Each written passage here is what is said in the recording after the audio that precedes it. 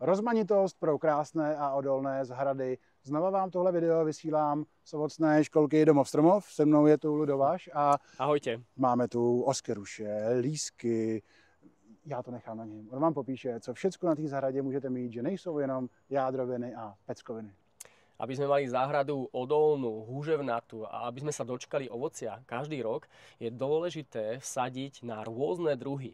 Tak poďme si ich predstaviť a začíname gaštanmi jedlými, ktoré sú takým ovocím, ktoré nám prináša zložité sacharídy, čo teda nie len tak ľahko nájdeme v ovocných druhoch, ale máme tu moruše, máme tu oskoruše. Jarabina oskoruša je najdlhovekejší ovocný strom a zároveň aj najväčší. Je väčší než gaštan, väčší ako orech vlašský, ale máme tu štepené driene. Driene vo svojom kvete nikdy nezmrzajú, každoročne plodia a dajú sa úžasne fermentovať, takže môžeme ich použiť ako super zdravú potravinu. A mohli by sme ísť ďalej, nájdeme tu poďte. Častokrát sa pýtate na pôvodné ovocné druhy, tak tu v ruke držíme jarabinu brekyňu, ktorá je našim domácim stromom. Jej plody pripomínajú šípky, nádherne kvitne, na jeseň, na podzim sa sfarbí úplne do oranžova, takže je to krásny domáci odolný strom, z ktorého môžete vyrábať lekvar, džem, môžete ho sušiť. Takže jarabina brekyňová, ale poďte ešte ďalej, nájdeme tu liesky.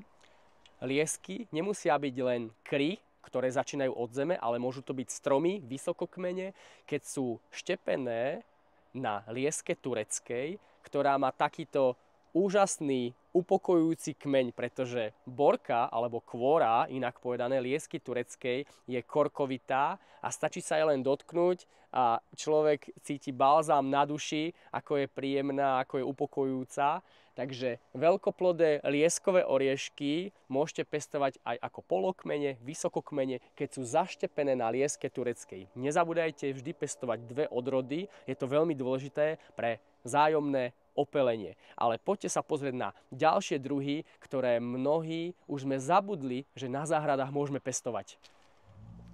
Pre mňa je srdcovou záležitosťou dula alebo gdouloň. Je to starobilá, naozaj historická ovocná drevina, ktorá prináša krásne, žlté, voňavé, aromatické plody, ktoré v mnohých oblastiach môžeme jesť, konzumovať priamo na surovo, takže si ich nakrájame, perfektne spúšťajú peristaltiku, chránia nám črevo a teda aj zdravie. A nezabudnime, dula bolo možno to jablko, ktoré otrhol Adam na Evin popud. Dejte sledovat, pokud mě ještě nesledujete, protože spoustu tady z těch dobrot budeme v listopadu a ještě v prosinci sázet na naše zahrady. Mějte krásný den a nezapomeňte se podívat na webovou stránku domovstromov.sk. A ja vám všetkým prajem, aby spoločne s nami vás bavilo rovnako pestovanie ovocia a odhalovanie tajomstiev ovocných drevín.